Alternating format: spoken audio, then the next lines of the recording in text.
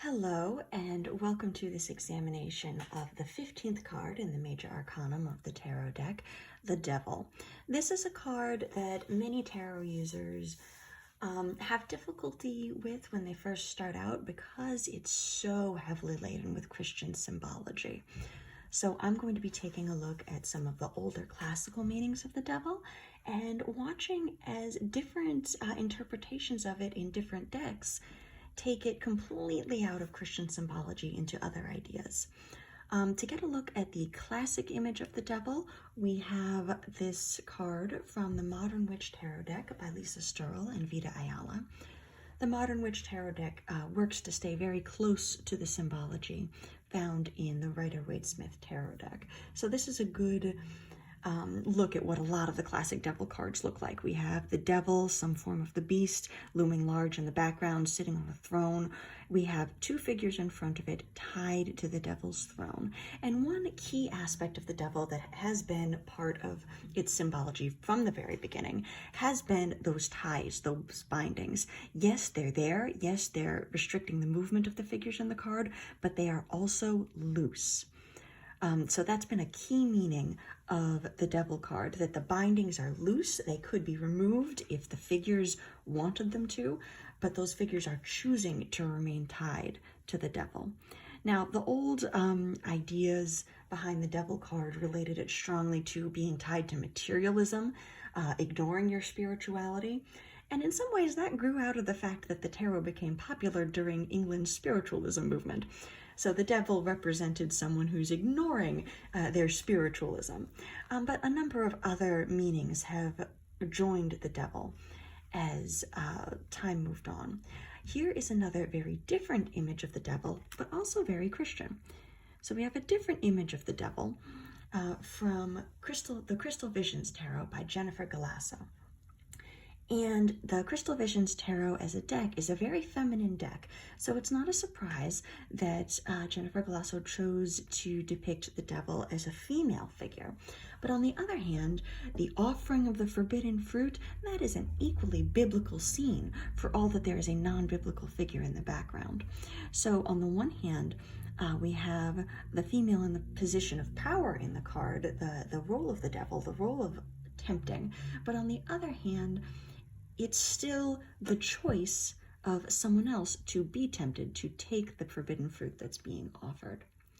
So there's another depiction of the devil. And moving completely away from Christian symbology now, we're in the Osho Zen Tarot by Osho, Deva, and Deva Padma.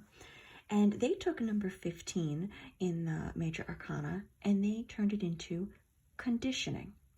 What are you being held to, and are you holding yourself to because you've been taught it's the right thing to do, even though it's not correct for you? If we look, being held to being a sheep, well, that's good for all these happy sheep all around the lion, but it's not good.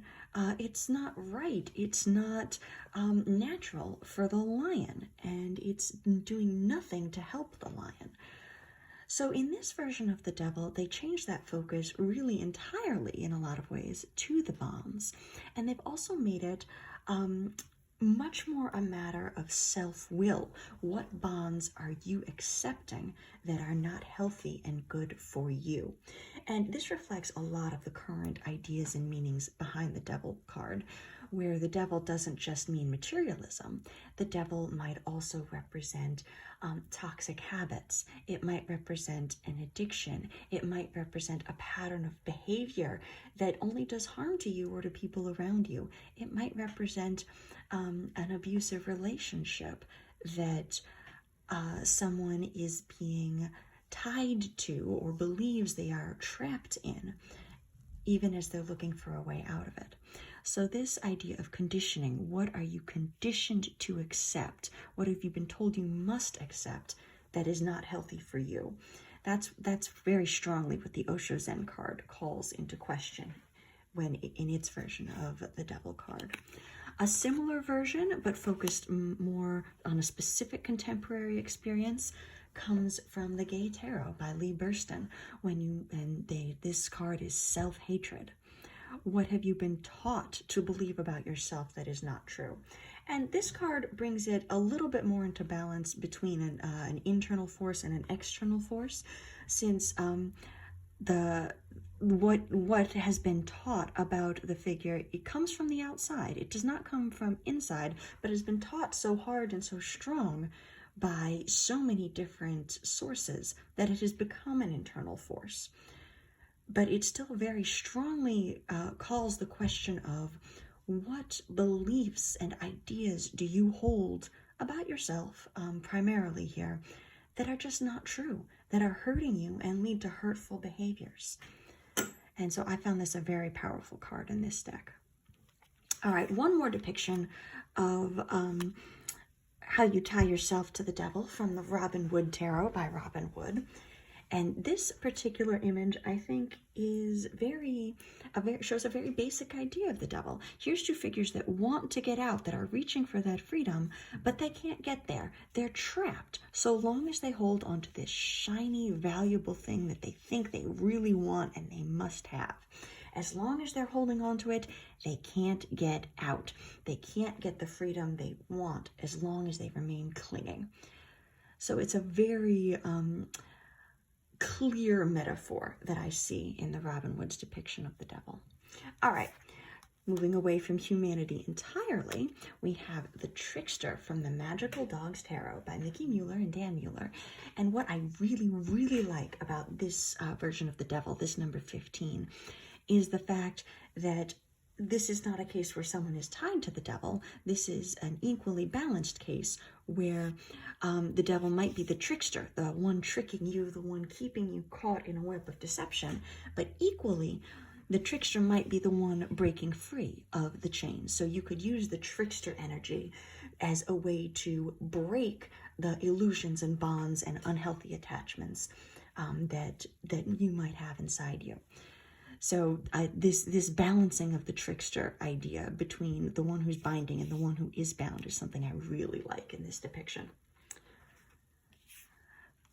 Next up, we've got The Guardian from the Wildwood Tarot by Mark Ryan, John Matthews, and Will Worthington. Now, the Wildwood Tarot is a tarot that has a different structure than a standard tarot deck, and the authors and illustrator put a lot of thought into that structure and the symbology. And what they did with the devil was turn it into the guardian. The devil is no longer a tempting force, the force of the force that is bad, tying people to it. The guardian is the one who stands in the way of something, and you won't get past the guardian as long as you are clinging to the illusions. So the role of the guardian in this deck is not to be the binder, but to be the one loudly, clearly, maybe in a threatening and scary manner, but still in a very emphatic way, pointing things out that you are in denial about. And, well, no wonder the guardian is scary. Facing things that you are in denial about is always going to be scary. If they were easy to confront, you wouldn't be in denial. So the idea of the guardian as a figure that is there for protection and to benefit you, as opposed to being the tempter pulling you away from things, was one that I thought was a very powerful reworking of the devil card. Okay, the last devil card that we are going to look at comes from the Shadowscapes Tarot by Stephanie Pui-Mun Law. And the biggest reason that I kept this devil for the last was because I thought it had in many ways the best blending of all the different ideas and takes on the devil that we've seen in the different decks that we've looked at. You've got, in a lot of ways, the classic devil. You've got a very threatening figure in a position of power. You've even got a heart being manipulated, being controlled in its hands. You've got a figure tied up, but by a very thin bond with the key right there for them to take if only they chose to take it. So that is a lot of the classic devil symbology. but at the same time, you've got the symbology of the devil that's trying to free the person, the guardian and the trickster who are pointing out the bond. Look at how look at what this devil's doing. This devil is literally jumping up and down on top of this person's solitary bubble, trying to get their attention and get them to look up where the key is. So you've got the ideas both of the dangerous power that can suck you into unhealthy behaviors, but you also have the idea of the trickster power that is attempting to get you to confront problems that you don't want to see.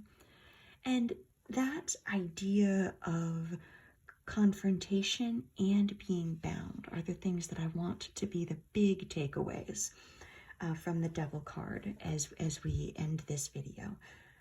That when the devil card comes up, or whatever form of the devil card exists in the decks that you use, stop and take a moment to consider, what am I being bound to, and what is the demand that I confront?